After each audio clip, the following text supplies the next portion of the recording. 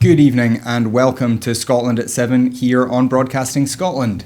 My name is Kenny McBride and joining me tonight is Chris McCusker, the SNP Socialist Group Vice Convener and the Membership Secretary of the Trade Union Group. Is that all correct, Chris? That's entirely all proper and correct. Thank you. Brilliant. Well, thank you very much for joining us tonight.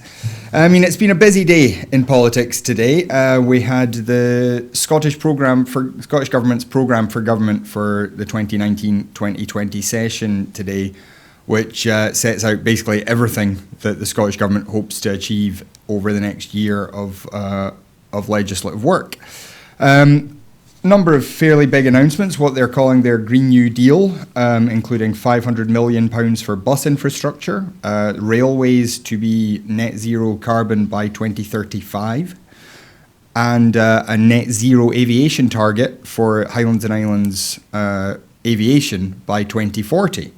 There's a whole host of other things. We will get into some of these.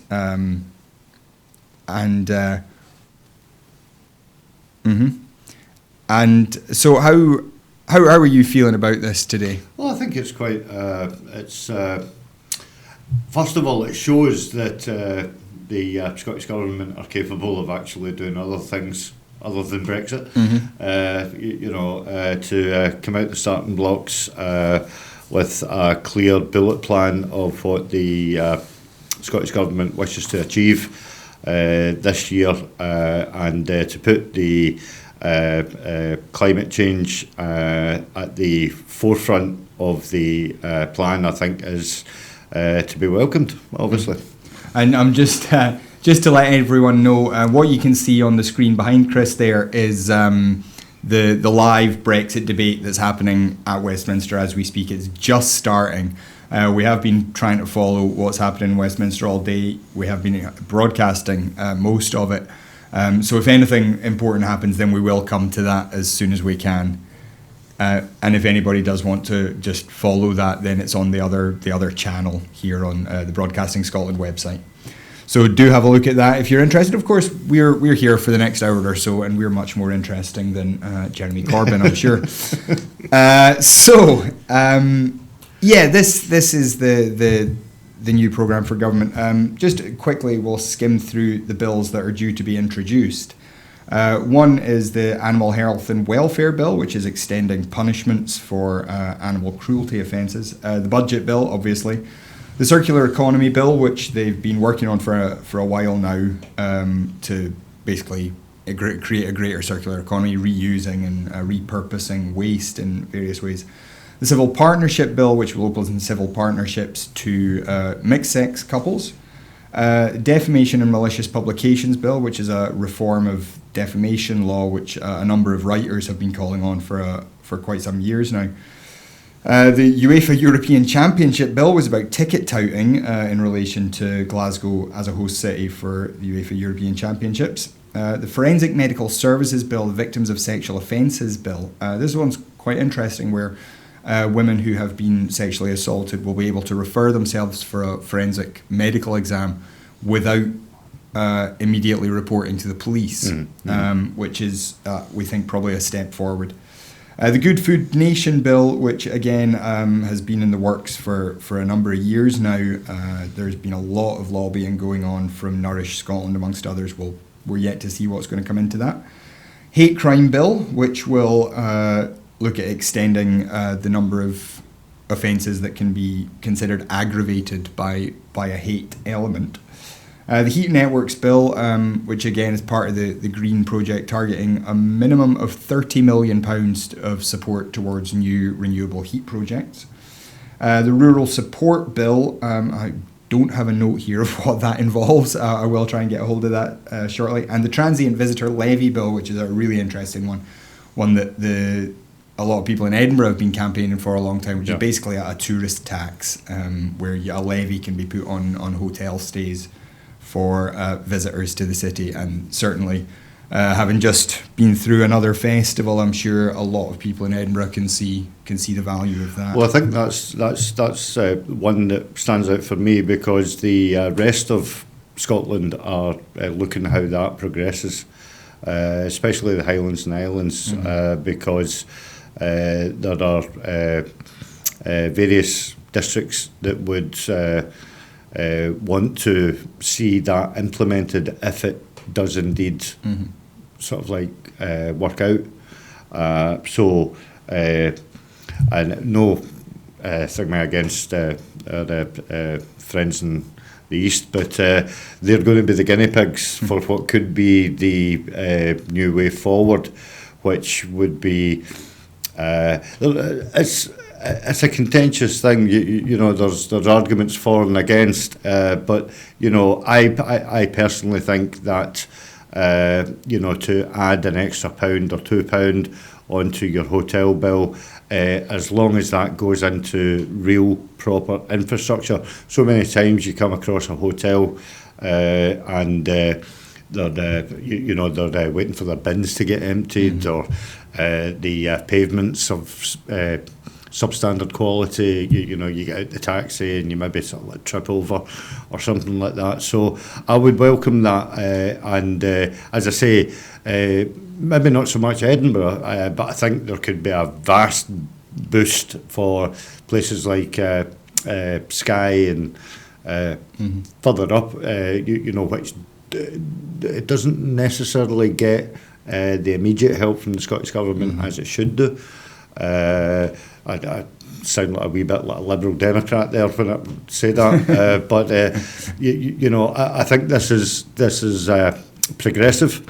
It shows the government are actively working for all the communities within Scotland and not just centring on one.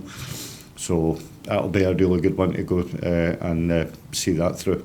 Yeah, I couldn't agree more. I think in a country like Scotland, where there are areas where tourism is such a big part of the economy, I definitely think it makes sense to try and capture some value from that. I mean, the only place I've ever been where they had this levy was Amsterdam, and you barely think about it. Of course you don't. It's such a small amount of a holiday. I mean, see if you put it into perspective, Kenny. It's a half a pint of beer. Well, actually, in Edinburgh, it's a quarter pint of beer.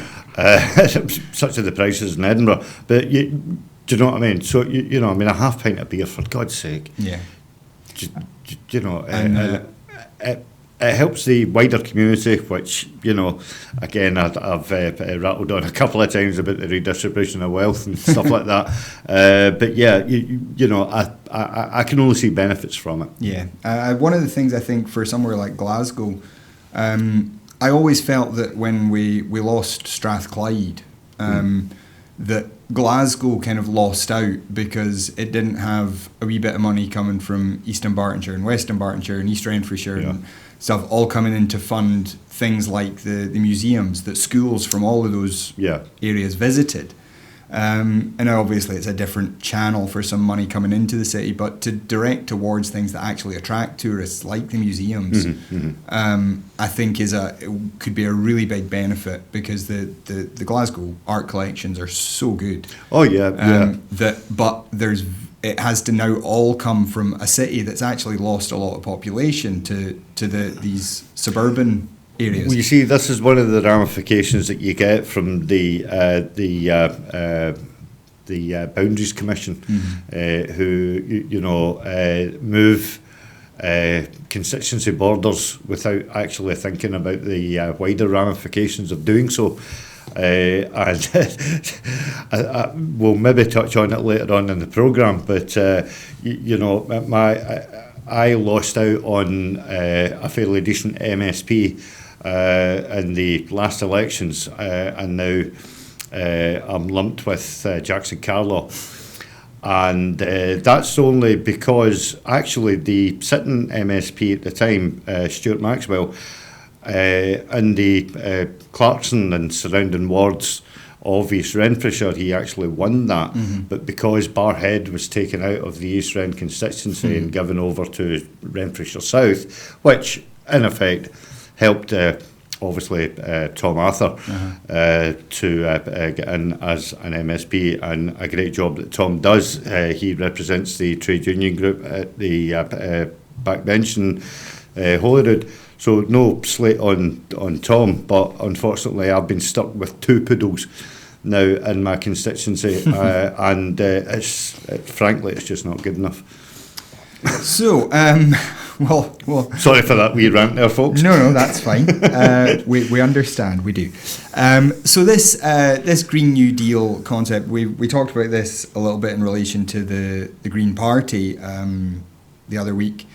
This is now the goal is to harness the power of the Scottish National Investment Bank and create a £3 billion package of investments to attract green finance to Scotland, is how this press release has framed it.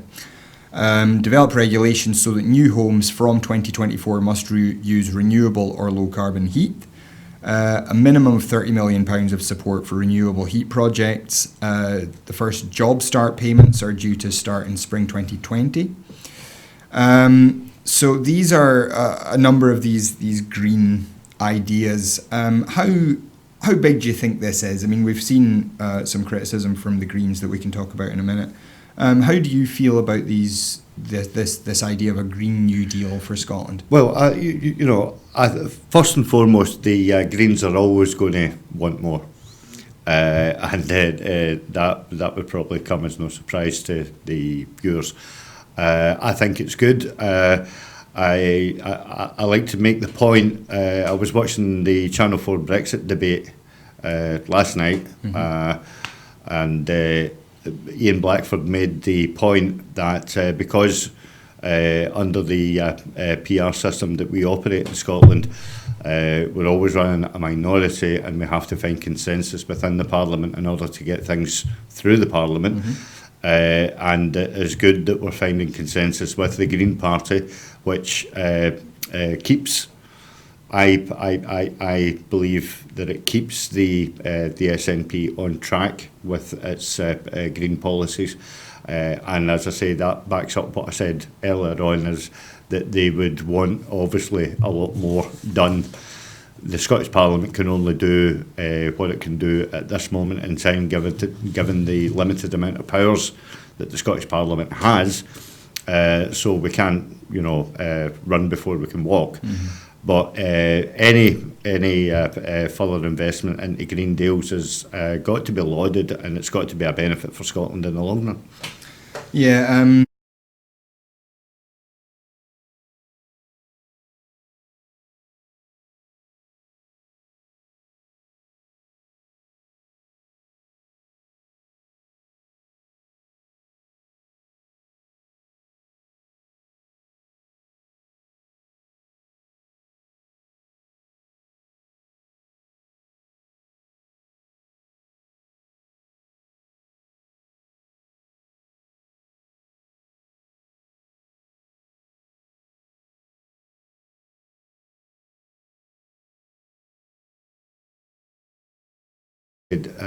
Realise that you can't put the cart before the horse, and whilst we are operating a parliament with one hand tied behind our back, there is a limit to what the Scottish Government can do at any one given time.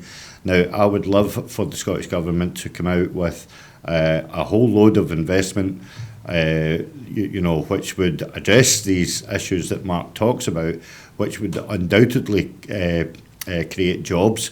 Thus would be a boost to the economy, as well as addressing some of the green issues that we've got.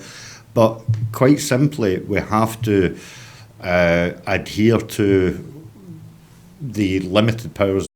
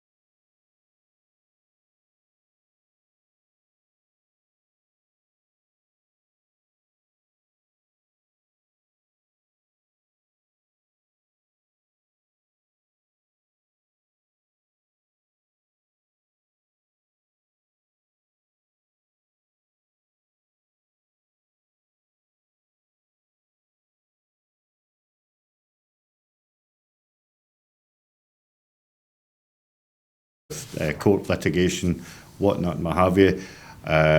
So I will, trust the First Minister's judgment, and if by 2021, if it doesn't arise at that time, then everybody's got the right to question it and have a look at it. Just now, what we can't do just now is to run off at the mouth and run off at the head, and let your heart rule your train of thought, and in the light of Brexit and what's happening to us, and I'm not saying we've got to grin and bear it, but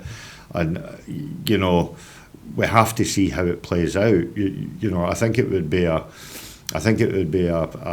foolish thing to sort of set the gun too early. And I share every activist's frustration. I really, really do. I just wish that we were away from Westminster. I wish it could just be done with a snap of the fingers. But unfortunately, the reality of the situation is that's just not going to happen. Mm-hmm. Now, presumably, we can get the referendum bill passed in the Scottish Parliament. That shouldn't shouldn't be the biggest challenge. The other challenge, of course, then becomes getting the powers transferred, or finding some way to get a referendum that is going to be an agreed process. Everybody with any sort of sway in this process has said the last thing they want is a Catalonian referendum where the process itself is disputed. Yeah. So how close do you think we are to getting some sort of movement on that from Westminster? I think maybe not from Westminster, because Boris time and time again has said, categorically no. So what I do reckon is that after October 31st, and make no bones about it, as valiant as the efforts are just now to possibly delay Brexit to January, I don't think that will happen. I think Boris's whole raison d'etre is to get out by October 31st, and then whatever happens after that, Boris can at least be the darling of a chat shows and say, well, I told you we were coming out on October the 31st. We came out on October 31st. I delivered on what I said that I would do, irregardless of what happens to the rest of the UK, in regard to food shortages, to medicine shortages, doesn't matter. I said October the 31st, and I meant it. So I think that he will definitely push to do that. What happens after that then is that I think that whilst we're in that state of limbo, because there's, after the 31st of October, there's going to be at least 2 to 3 years negotiating with the European Union on a whole mountain of stuff that is yet to be agreed with. I think that we will get more and more solidarity from the European Union, and a more sympathetic ear than what we've had so far. And that will probably be seen with a relaxation of import laws to Scotland, coming from Holland and stuff like that, because if everything's the English government are channeling everything to the ports of Dover, Felixstowe and all the rest of it, then it takes a hell of a long time to come up to Scotland. Whereas I think 2 weeks ago we discussed the possibility of reopening Rosyth to Zeebrugge. Yep. If we can have a ferry crossing from there that could bring goods from Europe to Scotland, then I think that we will see, as a real show of solidarity from the EU, which sadly we haven't seen so far.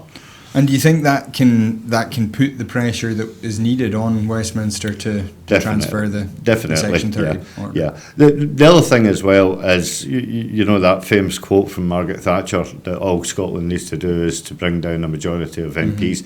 Well, we've done that once. But we had 56 to start with. And even, if we were to return 59 out of 59. You only need to look at what's been going on, the lies, the provocation of the last couple of weeks. They still wouldn't honour that. Do you know what I mean? No matter what Scotland done, you know, the Westminster government will hang on to Scotland like it's, you know, its last snotter, unfortunately. It's quite an image. It's quite an image, but you know, I mean, you know, I actually sympathise with you because you must sort of like, you know, be, I'm sorry to say this, but tearing your hair out, trying to come up with something new, you know, new descriptors of the situation that we're in.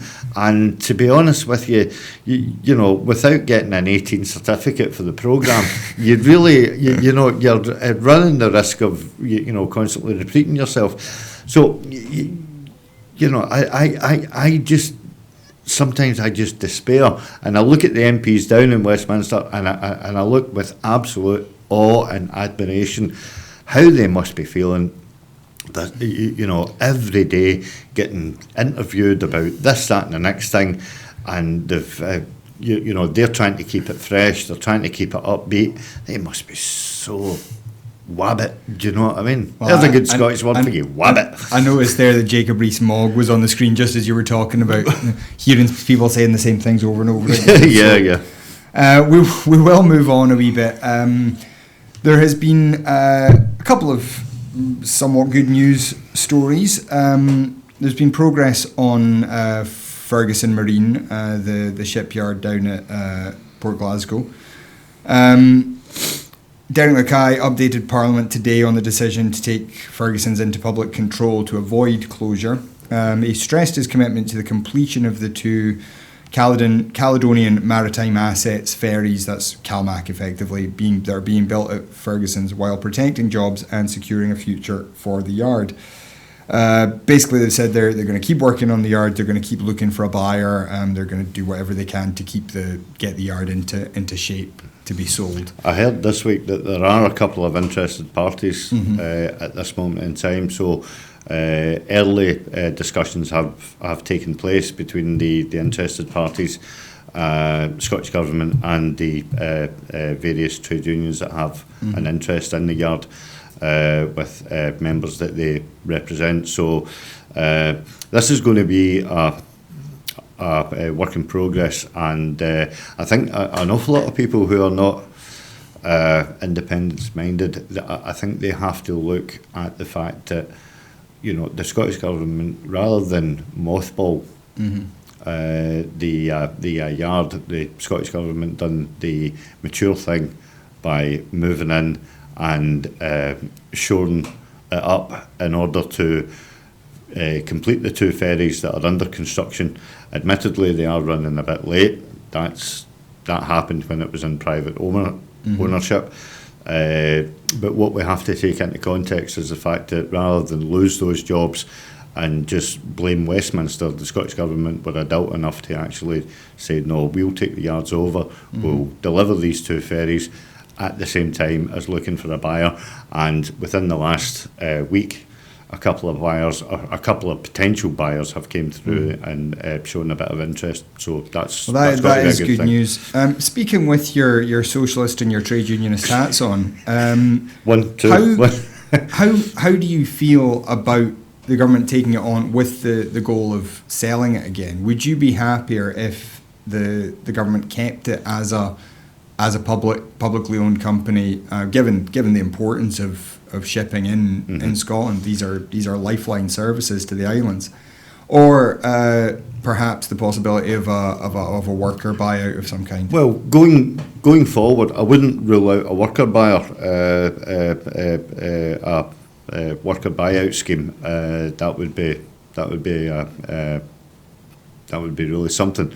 But going forward, after these two ferries have been delivered, there will be more work, in an independent Scotland. I mean, if you just take, for argument's sake, once Scotland is independent, and again, this won't happen overnight, but we transform Faslane and Coolport back into naval yards rather than yards that are housing weapons of mass destruction, then we would need a Scottish fleet.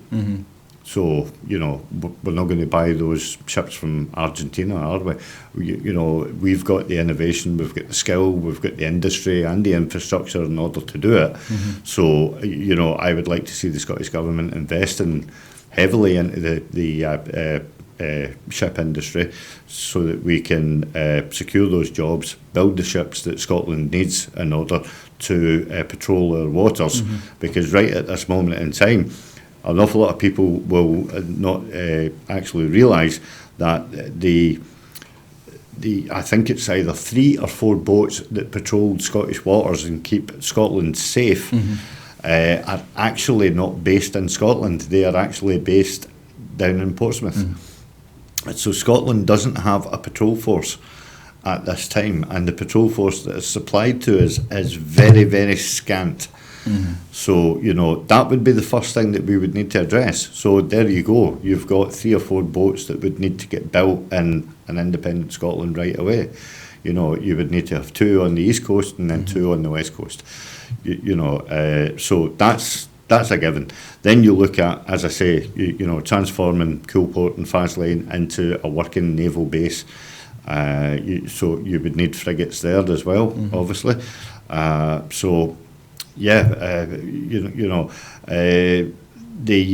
worker buyout would be an option. I would prefer the Scottish Government or a worker buyout as opposed to open it up to some shipping magnate that's only in it for profit. That'll come as no surprise being a socialist. Makes sense. So the other news was today Fergus Ewing made a brief statement to Parliament about the repatriation of convergence funds owed to Scottish farmers. This is quite a complex process that's been going on for several years now. I'm sure many of our listeners viewers have heard about it already. This was money that was due to go to Scottish farmers as an uplift payment to bring their common agricultural policy subsidy to the appropriate level. Basically, things had got out of alignment over a long period of time.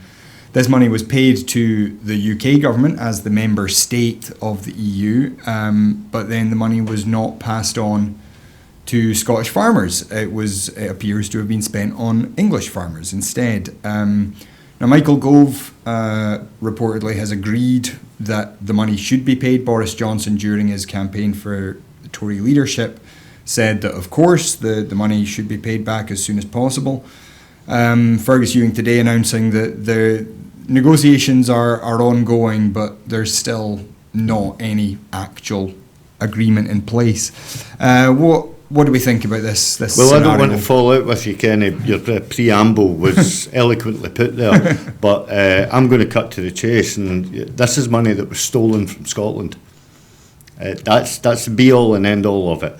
The EU sent this money to the controlling parliament, which is the UK. We all recognise that, and it was clearly laid out that a portion of that money, I believe it was £160 million, was supposed to come north, and it was stolen by the UK Parliament. It was stolen by Westminster, and it was spent elsewhere in Wales, Northern England, far up to Carlisle. Not one penny came across that border.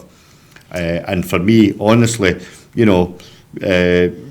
call me sensationalist, whatever you like, but it is just the fact that it was stolen from Scottish farmers, and how Scottish farmers can vote for the Tory party that willingly would steal the money out of their Wayne's biscuit tin is absolutely abhorrent, and I cannot understand why people would vote Tory again.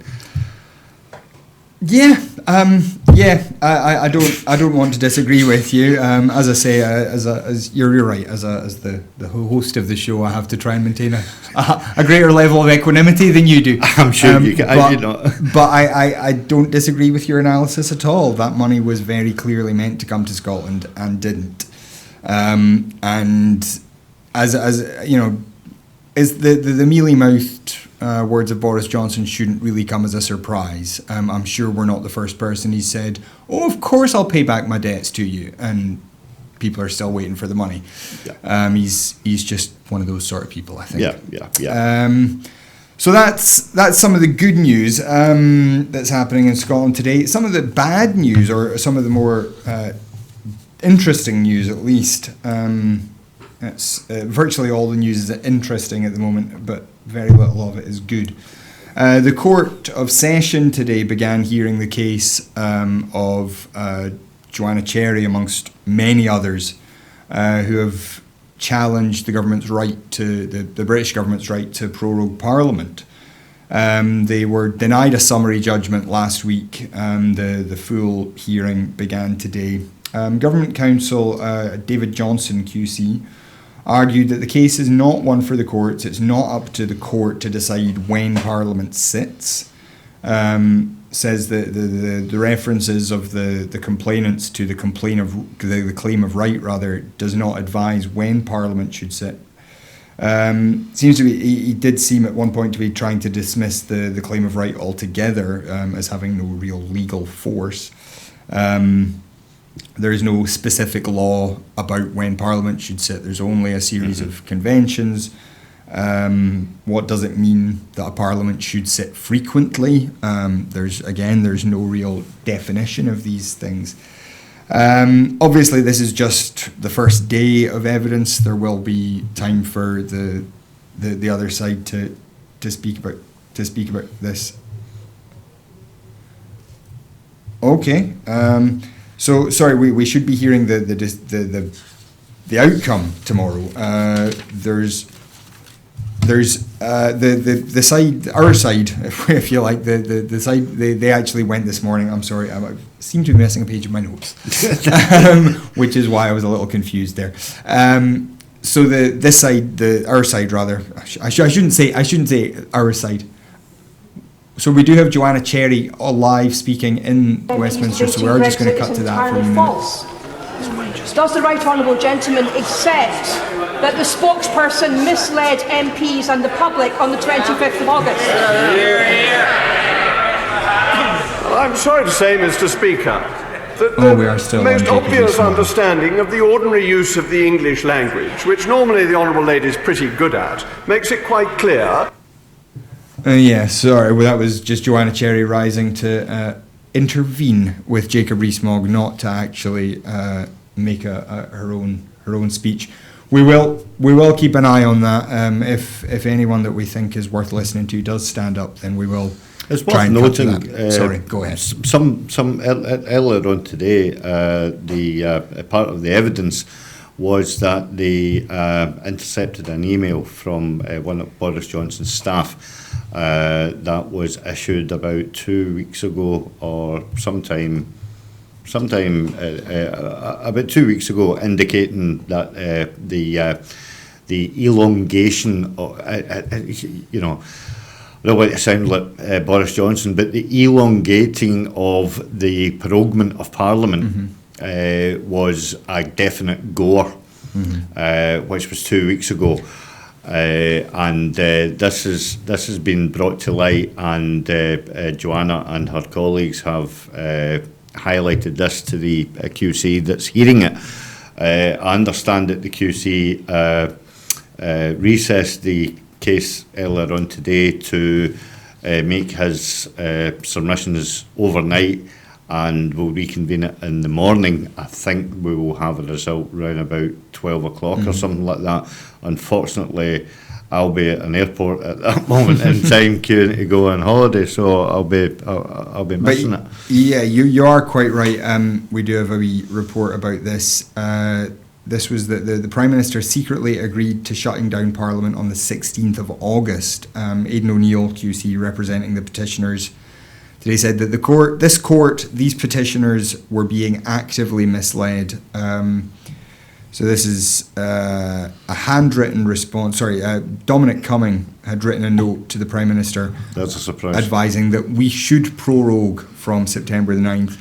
And in a handwritten response, Johnson replied, describing the September parliamentary period as rigmarole, and that I don't see anything shocking about this decision. But of course, this would suggest that Boris Johnson did know about and did plan to prorogue Parliament significantly before he admitted that publicly. He had been saying... I'll go for the shock value again, Kenny. Boris Johnson lied. That's not going to come as any surprise to any of the viewers. Boris Johnson lied. He is a compulsive liar. And very much like Trump, he will do or say anything in order to get his own way. Now, this proroguing of Parliament, which I really hate, it's a phrase I just really hate. Parliament gets prorogued every year, right? So, but it's normally for, a fortnight. What they're doing now is they are not proroguing Parliament, they are suspending Parliament for their own ends, so that nothing can be debated, right? And this is Boris's end game.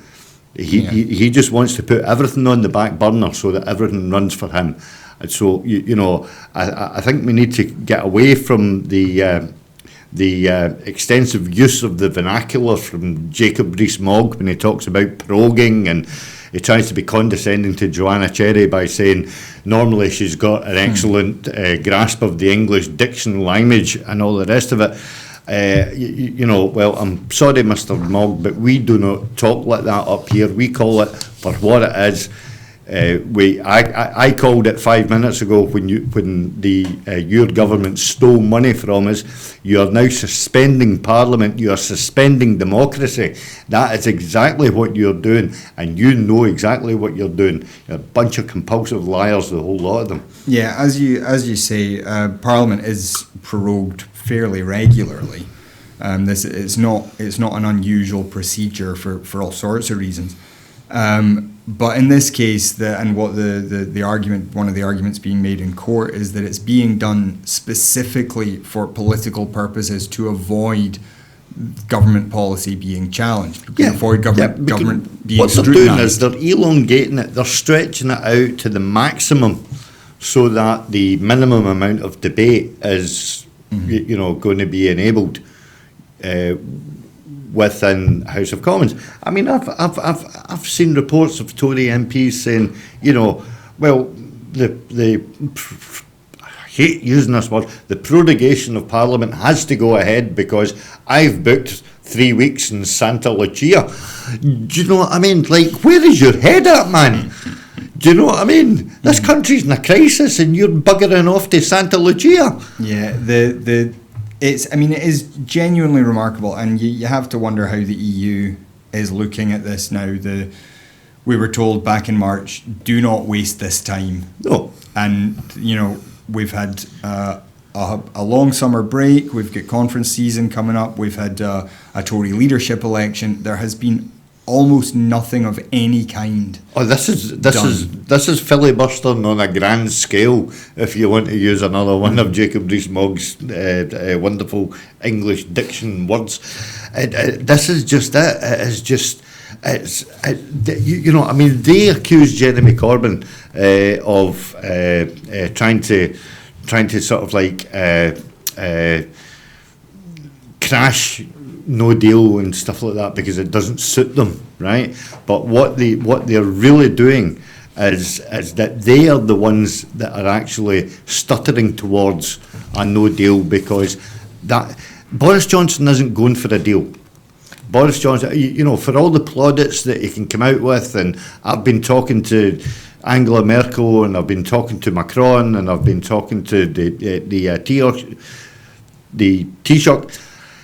He is playing for time because he favours a no deal. That is plain and simple, and that's what people have to wake up and smell the coffee about.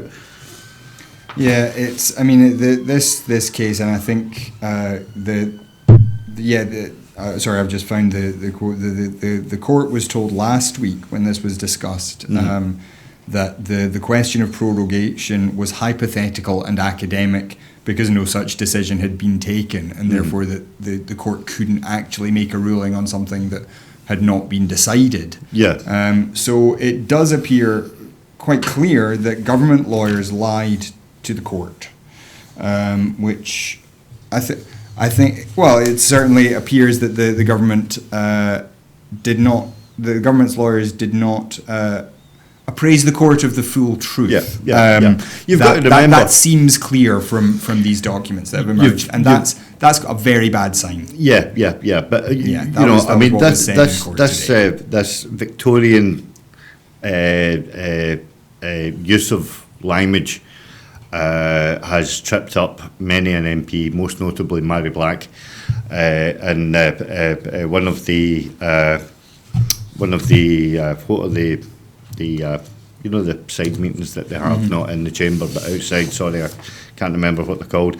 But she basically accused the Tory government of lying, and the chair of that committee asked her to rephrase, you know, and Mary wonderfully said, let's just agree that they were economical with truth. And that's what they will do. They will change it around so that they can avoid the use of the word liar.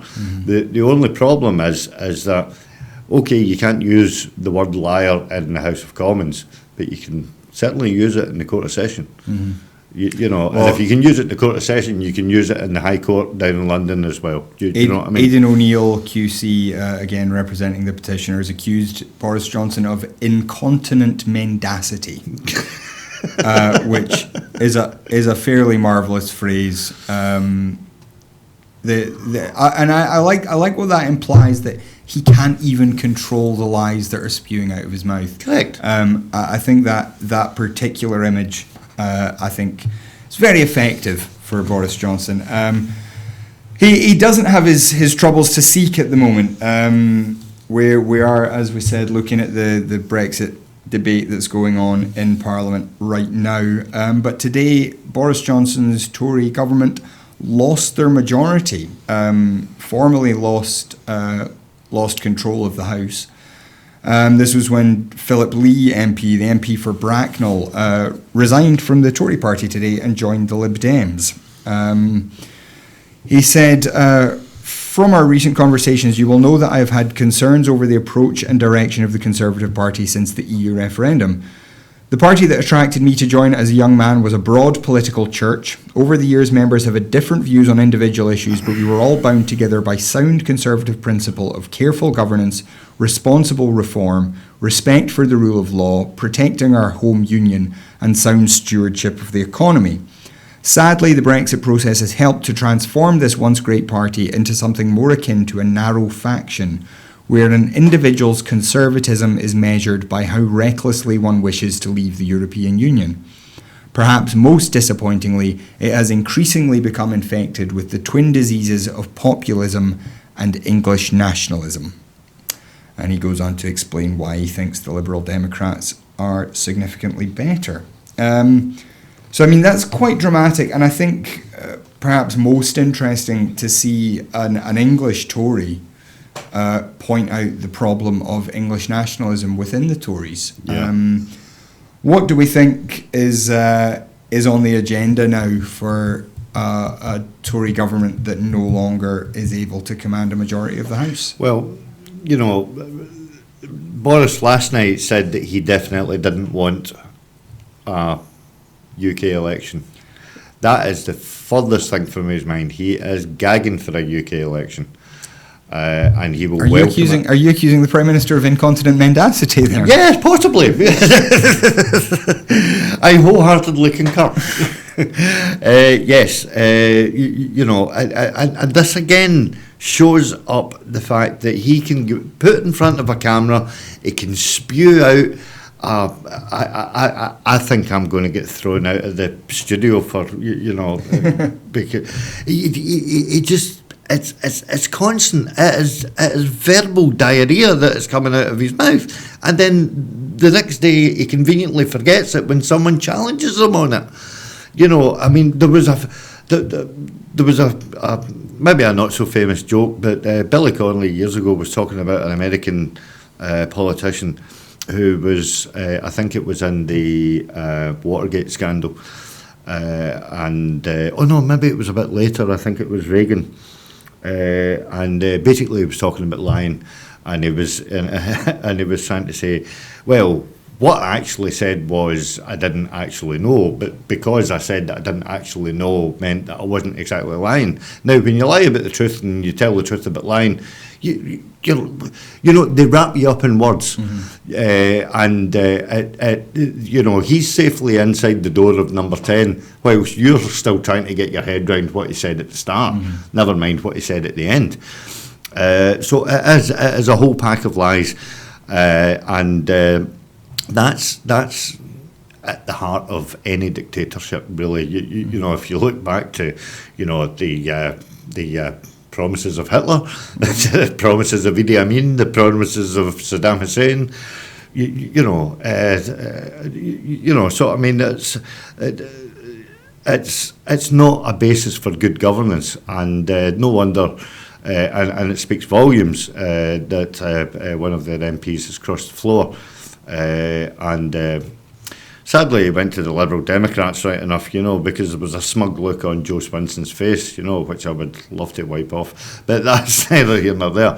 But it's a very sticky wicket now, because they are heavily reliant on the DUP because of the numbers now. And that actually gives more power to Boris Johnson, because the DUP are not in favour of the backstop. That is their red line.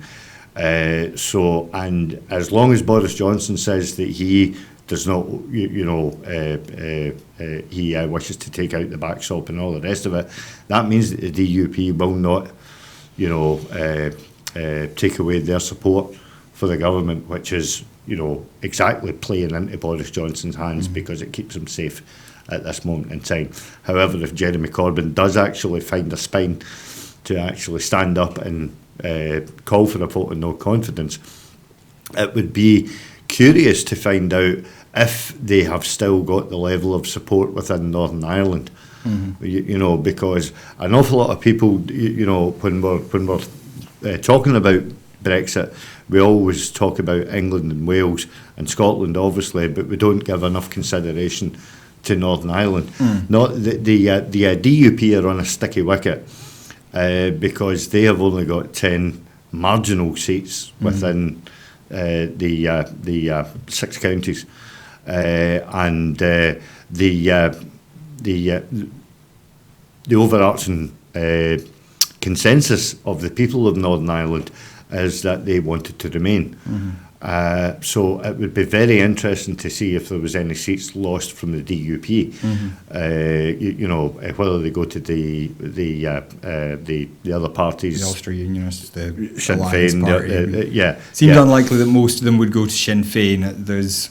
But but I mean, I think all the other parties in the north of Ireland are anti-Brexit, though. I think. Yes, I think so. They're anti-Brexit, but there are some of them. I mean, we were talking about this earlier on, but before we came on air, this staunch belief in unionism. And everything that attracts, it obviously repulses you just as much as it repulses me. And this, the other point that I was wanting to make, whilst your man there was talking about English nationalism, is that it seems to be that it's okay to be nationalistic about Britain, but you're not allowed to be nationalistic about Scotland, or you're not allowed to be nationalistic about the Republic of Ireland or for Wales. Do you know what I mean? We've all got to shoulder behind the wheel of the empire. And again, I think we discussed this a couple of weeks ago, about this resurgence of the empire from the phoenix rising from the ashes of imperialist Britain that caused chaos and mayhem in so many countries throughout the world, and they all succeeded from the empire, and not one has asked to come back. Do you know what I mean? And that's the important point that people need to understand, is that not one country that has left the British Empire has asked to come back. So this with this crossing the floor by Philip Lee today, we are now in a position where it does seem viable to win a vote of no confidence. If you're Jeremy Corbyn. Well, you only need to add in the 20-odd rebels that they're talking about, and you know it's a complete no-brainer. And some of those 20-odd rebels, one of them is actually Churchill's grandson, Nicholas Soames, and that speaks volumes. You know, of somebody who is steeped in empire and British tradition. You know, he's willing to give up his roast beef and Yorkshire pudding to you know, cross over and you know try and bring the government down. You know, so you know, I mean.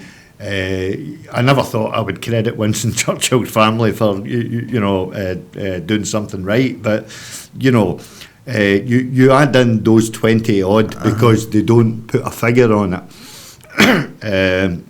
Quite rightly, they don't put a figure on it. But if it's 20 odd, it is you know marginally comfortable at this moment in time. So do we think that a vote of no confidence is forthcoming, or do we think what's more likely is this rumour that's been going around that Boris Johnson plans to call an election for mid-October?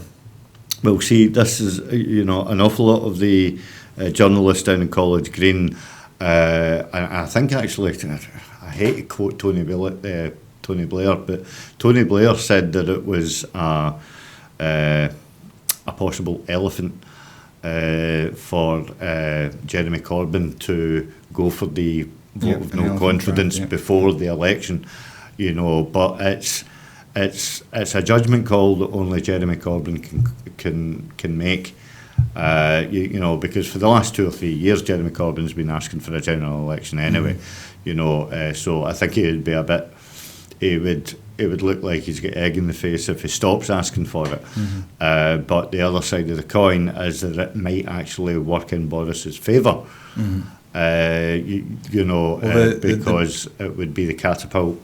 Well, Nigel Farage said today that if the Tories commit to a no-deal Brexit, then they would not stand against Tory candidates in the election, which seems, I mean, if the Brexit party is on side, is saying vote Tory, then it does seem like Labour, with at best an ambiguous policy about Europe, would really struggle in a general election. And we would then have a cast iron mandate potentially for no deal Brexit. It would be interesting to see how Scottish Labour, what side of the sword that they'll fall down on, you know, because you know, Scottish Labour throughout the annals of time have obviously supported the union. You know, the whole Better Together campaign was all to do with you know, staying within the union and stuff like that. There was the disingenuous poster put up in my constituency, Newton Mearns, by Blair McDougall, that actually urged voters to vote Tory other than Labour in order to stop SNP getting in, as such as their vile hatred, you know, for Scottish nationalism, but their love of English unionism as just this complete, I was going to say mind something, but you know, it is honestly something you know, which you struggle to get your head round. You know, I could go on a rant about, well, I think I did earlier on. You know what I mean, about the you know, what the empire has done to various countries. You know, I mean, I had a conversation with a fellow activist on Saturday when we were at the demo organised with Another Europe is Possible. The SNP Socialists were out in force, folks. And I was talking to fellow comrades on the Labour left, and I forget the chap's name. He's an Asian activist, very, very knowledgeable chap. We were talking about the incredulous way that the Asian community rally around the Labour cause. You know, I mean, I don't want to come across racist, but you know, the Asian community have come over here, the late 50s, 60s, 70s, and you know, it's either been a choice of Tory and Labour, and you know, because they are all good hard workers, you know, with a tremendous work ethic. They've always put their shoulder against the Labour wheel, and that's very commendable. But you have to ask why they support the Union, the empire that had raped and pillaged their own lands. You know. Well, just to interrupt, Ian Blackford has just got to his feet, so we are going to said switch that over. parliamentary sovereignty is a purely English concept that has no counterpart in Scottish constitutional history. In Scotland, the people are sovereign, and that, of course, will be a matter of importance as the people of Scotland decide what their future will be. I have to say, Mr. Speaker, that I'm rather surprised by the right honourable gentleman, who's always been a student of the rights of this House. Because the harsh reality is, the reason that we're in the situation that Parliament has been prorogued is because the Prime Minister has instructed three stooges to go to Balmoral to give an instruction to the Queen to shut this place down. And for all these pronouncements that this is normal, it most certainly is not normal for Parliament to be prorogued for 5 weeks. And we know the simple reason is because the government is running away from the powers and responsibilities that this House has. It is shameful, it is disgraceful, and in that regard I'm deeply honoured and privileged to endorse the motion in the name of the member for West Dorset. Mr. Speaker, today the Scottish Government has launched an ambitious programme for government aimed at tackling climate change, building a fairer economy, reducing inequality and improving the lives of citizens across Scotland. Mr. Speaker, a government getting on with its day job. 12 years into government, yet still focused on making life better for those in Scotland. But while government in Holyrood is stepping up to meet the challenges facing both Scotland and the world, Westminster is quite literally shutting down.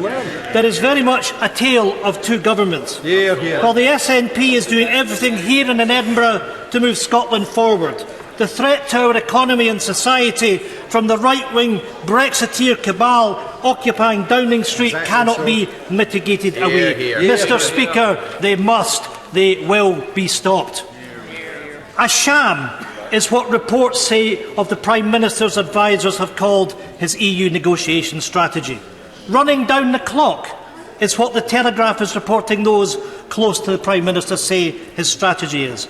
A complete fantasy, reports say the Attorney-General advising the Prime Minister of his approach to the backstop. Mr. Speaker, the tall tales of this Prime Minister are being exposed by the media by the minute. Sources are exposing the smoke and mirrors behind those playing games in Number 10. Does the Prime Minister think this is a game? If so, it is a very, very dangerous game. Make no mistake, the Prime Minister is acting like a dictator, shutting down Parliament, ripping up democracy and silencing the people. I give way. Honourable gentleman for giving way, and he's making some very strong points. Would he agree with me that if the government was serious about negotiating, and there were serious negotiations going on, then the negotiation team wouldn't have been cut to a quarter of the size of what it was under the previous Prime Minister, and you wouldn't have meetings going on where the chief negotiator is saying that the rationale for talking to the Brexit team in the EU is domestic political handling? My honourable friend is absolutely correct. It is a complete sham to say that negotiations are taking place. This is simply a government that's driving us towards no deal, and Parliament, thankfully, is standing up for its rights. The Prime Minister seems to have forgotten in this place we have been elected to represent the will of our constituents, and we on these benches have been elected to serve the people of Scotland.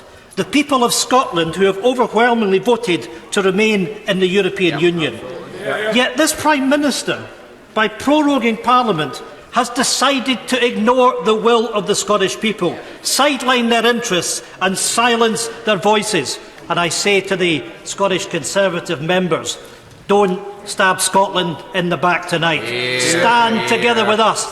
For once, stand up for Scotland's interests.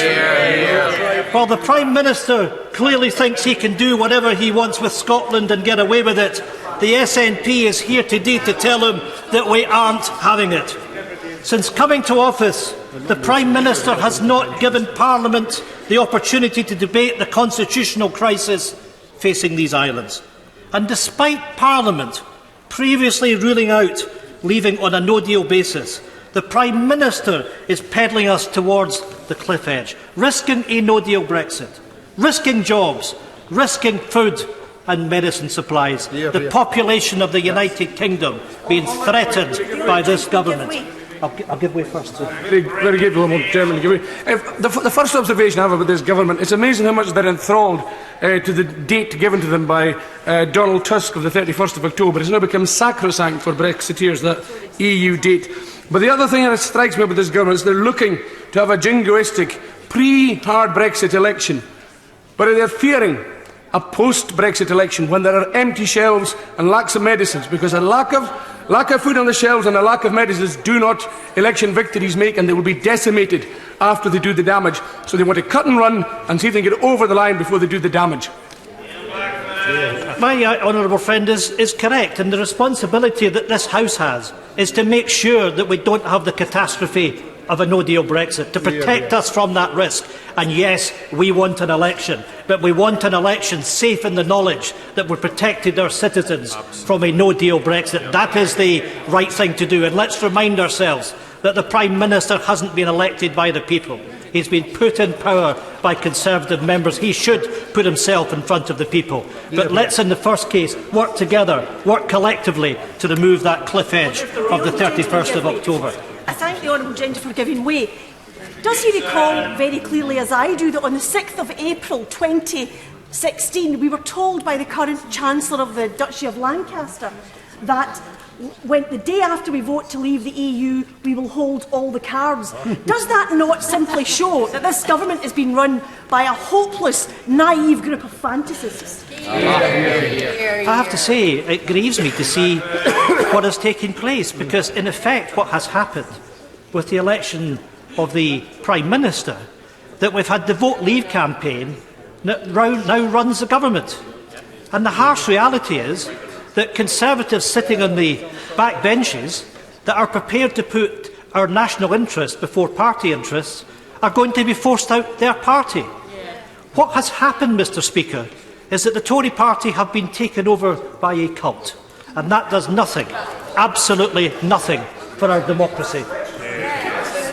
I'm very grateful to the right honourable gentleman. He's completely right that Scotland would be harmed by a no deal, just as my constituents in Nottingham would be harmed by no deal. He's absolutely right to say that this bill is required as an insurance policy against that no deal. But would he also agree that anything that dissolves Parliament before the 31st of October, whether it is through prorogation or a jingoistic election, as the Honourable Gentleman from Nahel Nar suggested, would put at risk our constituents, because there just is not the time to put all the legislation, the preparations in place, that insurance policy before the 31st of October. I think my honourable friend is right to signify that we are facing a constitutional crisis. And I want to applaud members of Parliament right across this House that have worked together over the course of the last few weeks collectively, because we understand the risk that there is to our economy. We understand the risk that there is to our communities. And thank goodness that members of Parliament have shown that desire to work across the House. And we in the SNP have made it clear that we will work with everyone else. We will make sure that we remove that cliff edge. We have done that consistently ever since 2016.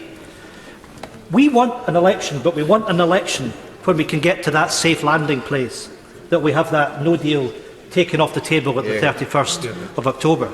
But I say this, and no way do I mean it as a threat to anyone in this House. The people of Scotland deserve the right to be able to determine their own future. We cannot allow ourselves to be taken out of the European Union against our will. We have a mandate from the 2016 Scottish election to deliver a referendum for the people of Scotland.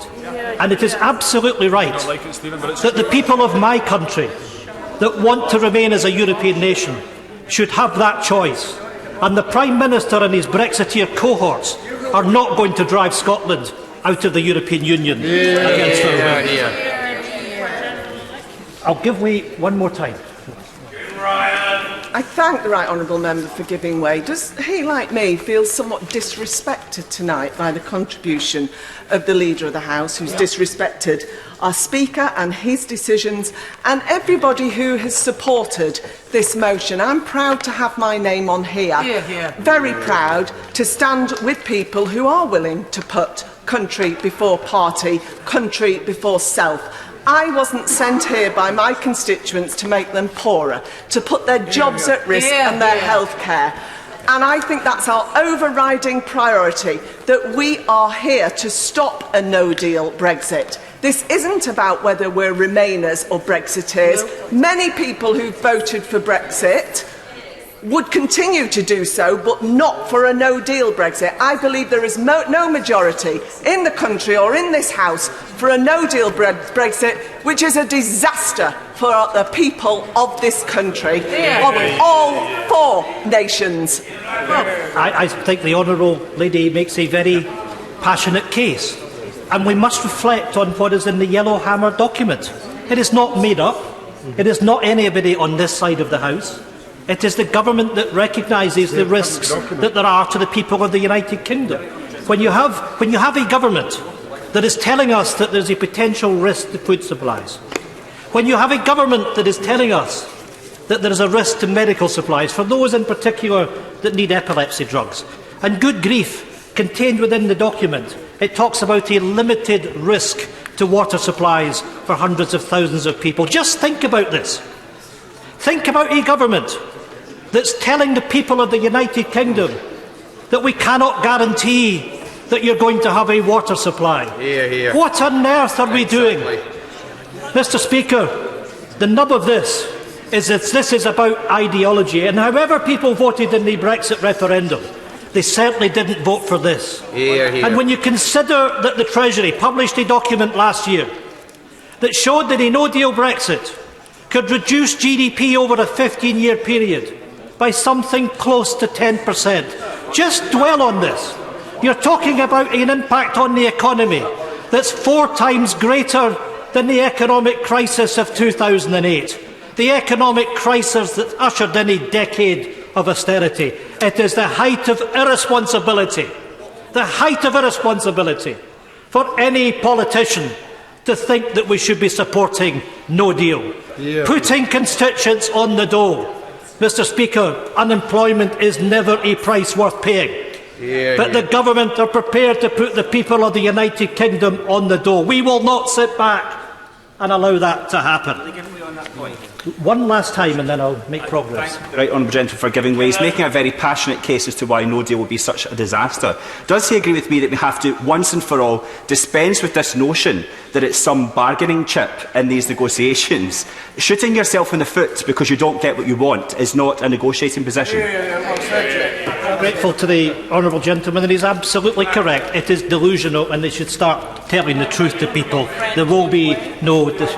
One last time. I thank my right honourable friend for giving way, but does he agree with me that what we hear from Europe is there isn't actually any proposal on the table from the government anyway?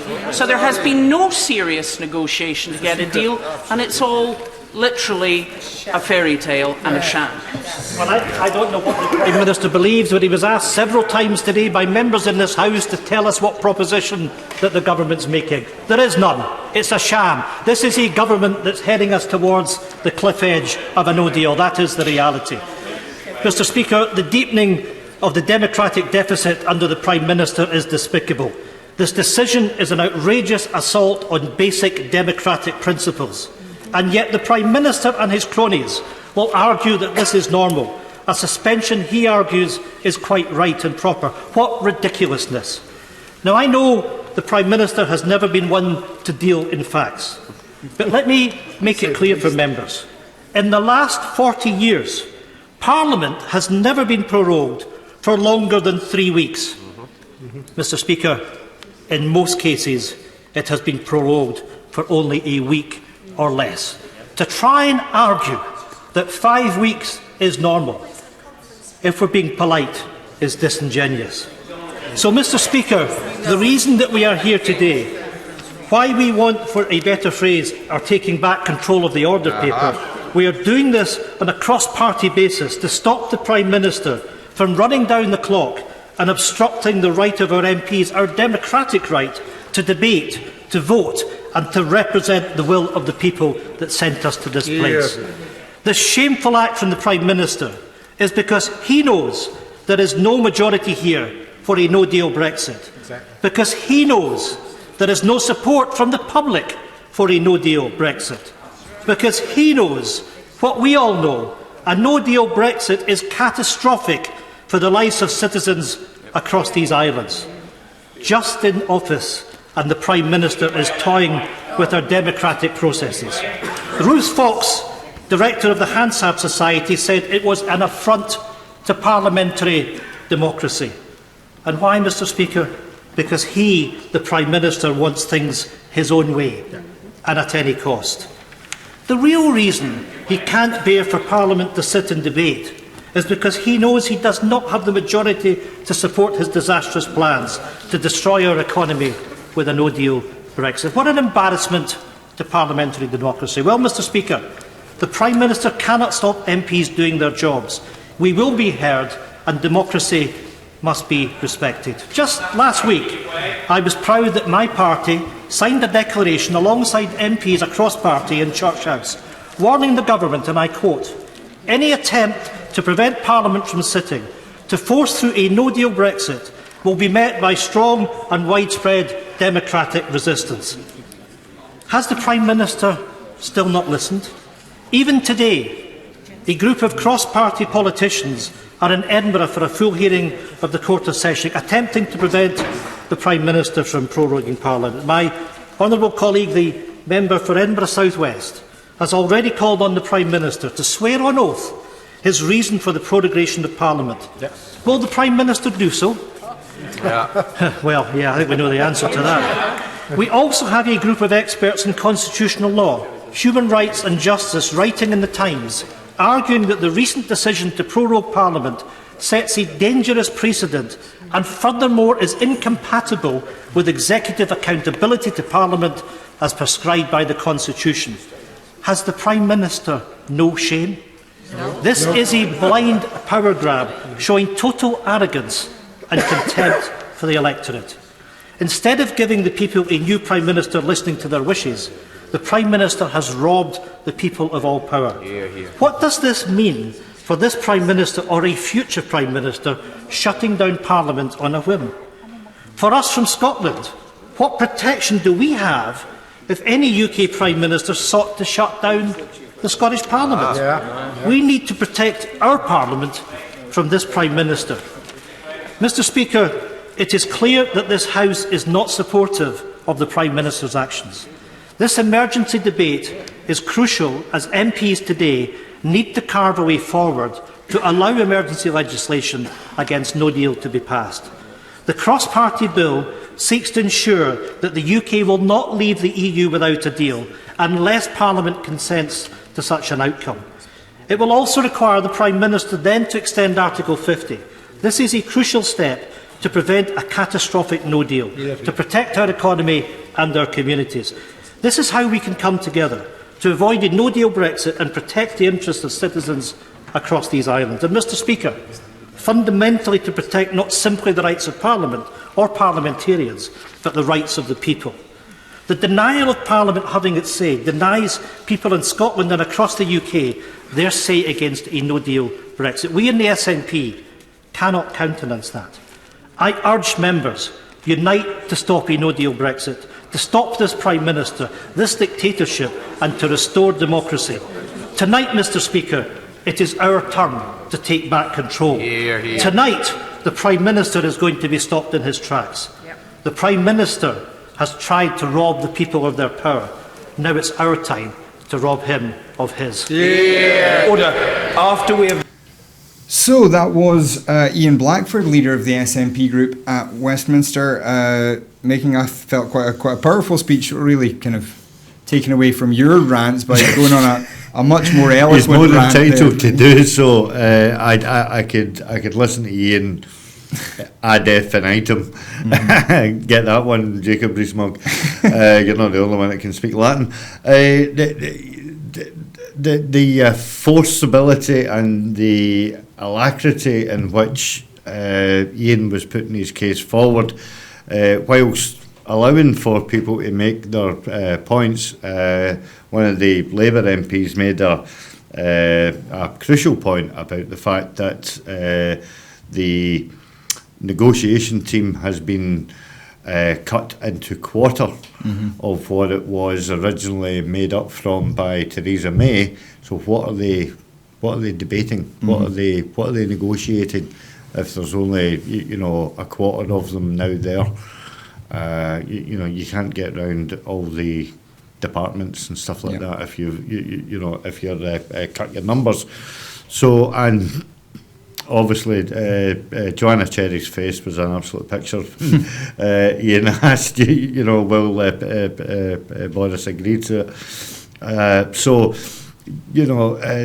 it's worth pointing out again, and we've done this, as you well know, since 2016. We have sought to find a consensus with like-minded parties, like-minded politicians, who wish to see the UK not go through a no-deal Brexit. We're not talking about Scottish nationalism. I think we were going to touch on that earlier on before we got sidetracked. But it is, people have to realise the fact that the Scottish National Party, not the Nationalist Party, the National Party, are seeking consensus with like-minded MPs and politicians to benefit the whole of the UK, not just Scotland.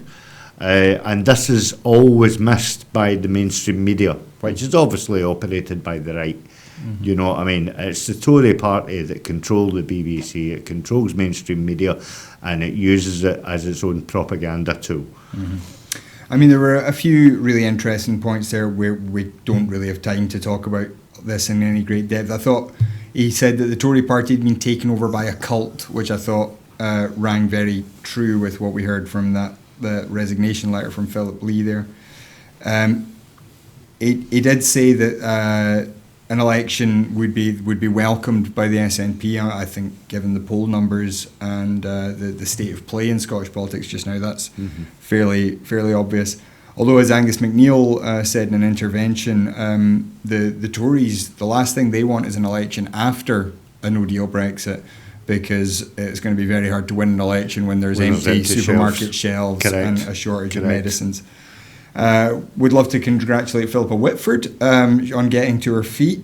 She's still got a stookie on her broken ankle, but she is in Westminster. She is hard at work. Philippa Whitford is a great friend of the show here and an absolute trooper as a politician. So congratulations to Philippa.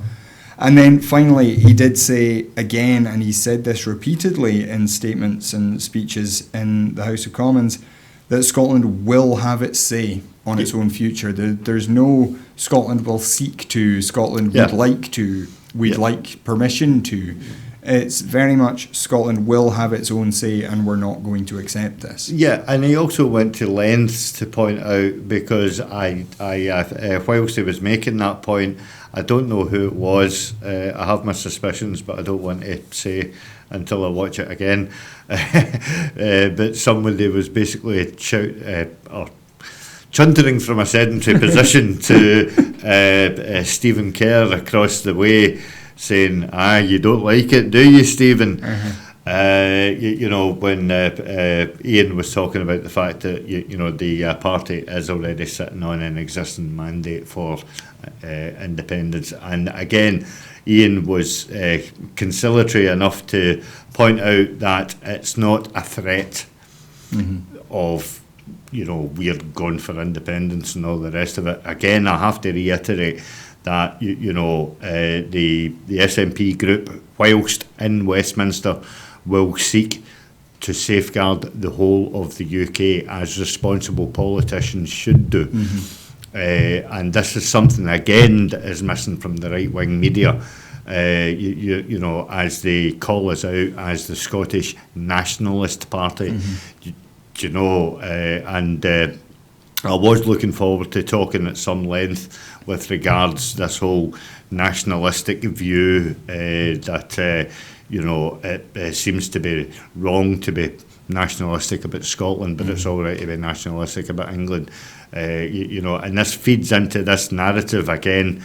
Don't worry, folks, I'm not going back on my rant, but this feeds back into the narrative of the empire and the stiff upper lip and dig for victory routine, and it's that all seems to be acceptable. Because it's portrayed by the BBC Englandshire as to be the norm. Everybody puts their shoulder to the wheel of Britannia and all the rest of it. Well, you can shove that right up your bahookie if you think that's going to float the boat within Scotland, because there's a limited small portion of these Neanderthals who buy into this dream of Britannia and union, and it's a whole different subject for a whole different show. Well, we will have you back for that show, Chris. I promise you that we will definitely have you back. No doubt. And we'll give you ample time to rant all you want. We do just have one more story we want to mention. This is regarding the disturbance in Govan between a Irish James Connolly group and several hundred counter demonstrators, as the police are describing them. Police Scotland are looking for information and footage from that incident in Govan on Friday night.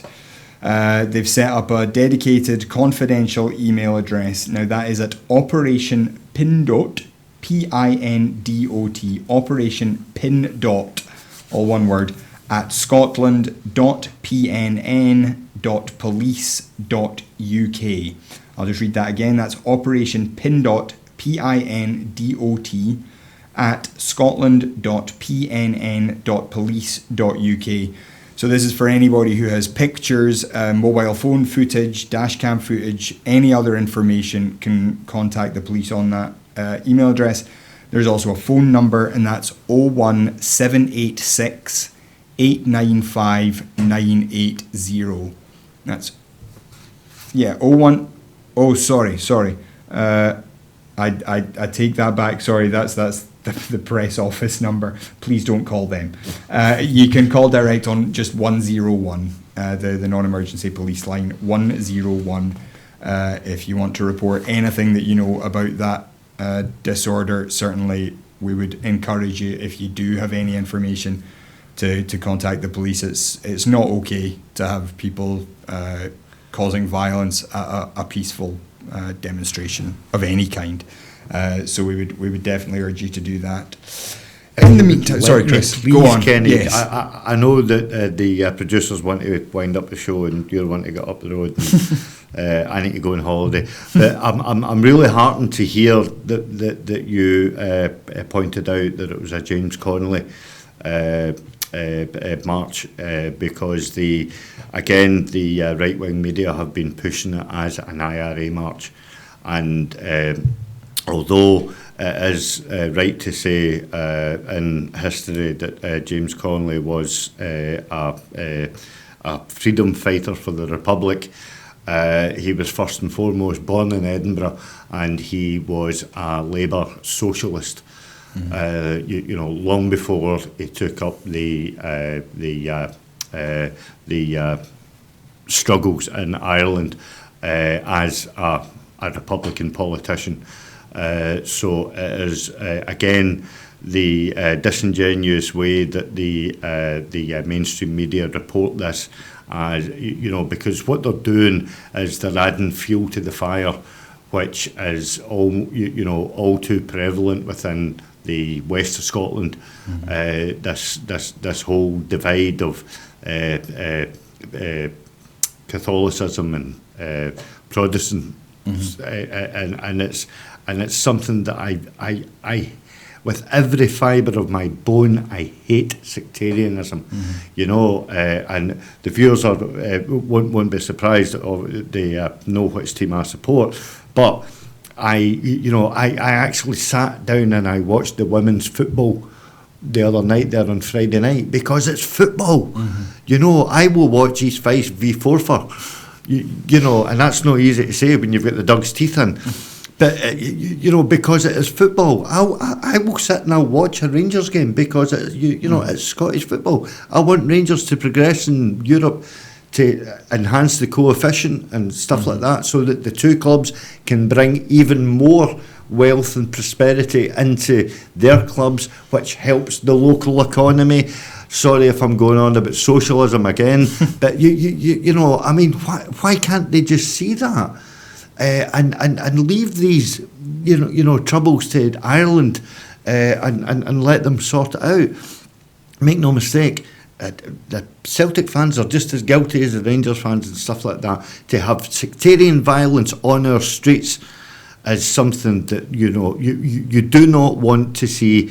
The footage of 30 years ago, 40 years ago replicated within the main street of Govan. Where you've got things on fire and you've got shopping trolleys strewn all over the place and barricades. It is a nasty, nasty side, which is also again being fueled by this self-entitlement of British Empire.